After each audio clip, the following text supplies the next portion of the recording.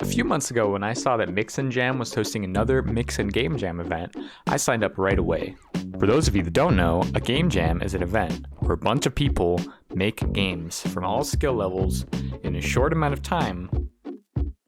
I've seen some fantastic videos come from jams, like when Danny made Carlson 2D in last year's Mix and Game Jam. So I wanted to try it out for myself this year and show you guys how I ended up making a game in 48 hours. At 11 a.m. on Friday, the theme went live with this announcement video.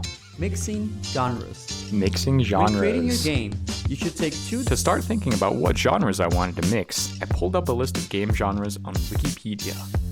For some reason, I started thinking about Cookie Clicker, other clicker-style games some friends and I would play in middle school. Each time you click on the cookie, you get one cookie, which for myself meant becoming the fastest clicker in the West. I was pretty decisive in this jam and thought that a rhythm and clicker game would be a really cool genre mix and would be simple enough to program, but could have some fun gameplay, especially if I made everything really kind of thumpy and juicy and thick. I pasted a screenshot of the theme into my planning document and started planning out my idea for the game. I was thinking the center of the screen would have a lava lamp kind of amorphous blobby thing that would absorb other blobs. I have so many like boop, blop, bun. It's so confusing. What was I saying? And if you clicked at the right time, the big blob would absorb the little ones like an Agario type thing, where it would like, big blob, little blob comes here and it goes like,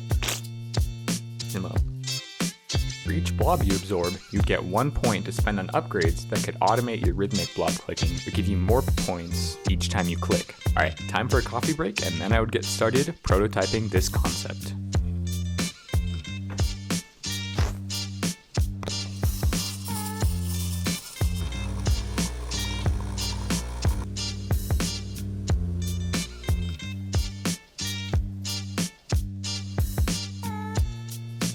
Alright, I have my coffee. Do like a Minecraft thing, like... Yeah, that one. Alright, I have my coffee, and it's time for the most important first step of any project, making a font.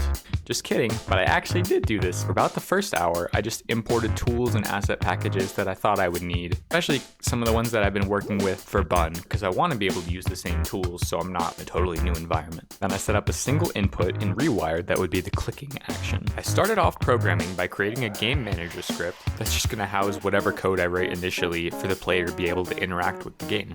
I added the ability to click to gain a point and added Fabuchi's text animator on the text so it animates whenever it updates. Then I wanted blobs to come towards the center of the screen, so I made a blob spawner and programmed a timer so every X amount of seconds I can spawn in a new blob prefab, and I can define what that is later. Next, I spent a while on some nice visual effects and setting up the window of time where you have to click. Here's how it works. Basically, every time you click, I'm checking if there are any overlapping objects in a radius from the center of the screen. Since the blobs spawn in a set interval, you'll end up clicking in a rhythm to keep destroying them and gaining points. Very cool. The only issue is that there are no negative consequences for letting the blobs reach the middle of the screen. So, to fix this, I decided to destroy blobs and subtract 1 point when they reach the center of the screen. This ended up playing really nicely, and if you started clicking too quickly or too slowly, you'd be punished and get some feedback from the game in the form of screen shake. Feedback was something I focused a lot on for this jam. Since I had my simple mechanics established so early on, I had a lot of time to make everything feel fun and nice and responsive. Then I took a break to eat lunch, and when I got back, wanted to get started on adding some more feedback to destroying the blobs, since that's what you'll be seeing on screen most of the time, hopefully, if you're succeeding at the game. When I got back, I took a look at my game and was like, wow, this kind of looks like Osu. I thought about how you move your mouse to the circle. What? Yeah. I thought about how you move your mouse to the circle in Osu, whereas in this it's kind of the opposite. You move your mouse wherever you want and the circle is always in the same spot. With this realization, I thought it would be cool to add some kind of way to interact with the game by making it matter where you clicked. My first instinct was to make a little floating Clakesol's mouse cursor so you could see that you actually have a physical cursor in 3D space, but I pretty quickly scrapped that and ended up making a little dust poof when you click, like in Hearthstone, so it hints to the player that they can move their mouse places.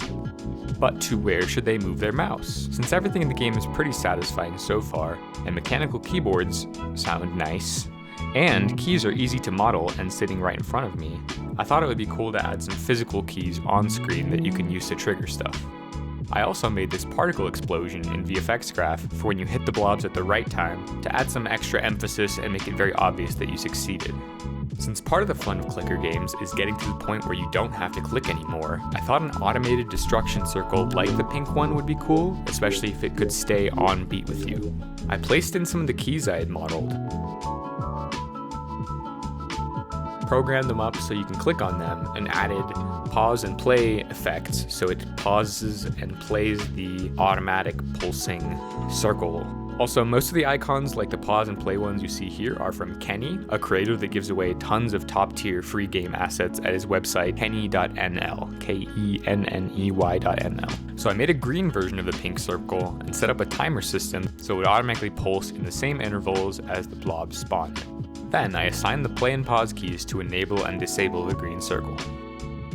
Once I had that working, I also figured the game would be overwhelming if it was non-stop, so I copy-pasted the play and pause buttons and hooked them up to play and pause the blob spawner, effectively adding a way for the player to pause and resume the game at will.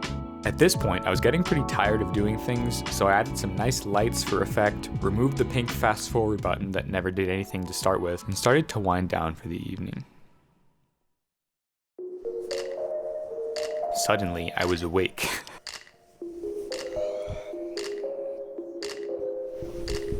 I like to walk my dog before I start planning for my day so I can get some fresh air and walk around a little. Can I get him back? The air was very fresh this day. Like a first person.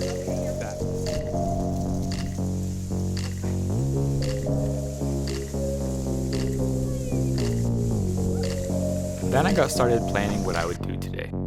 I took a look at my game and decided the next good step was to start working on an upgrade system so you have something to spend your points on. I laid out buttons in how I thought an upgrade system might look, took a screenshot of it and took it into Photoshop so I can paint over it and plan out what the game should look like by the end of today.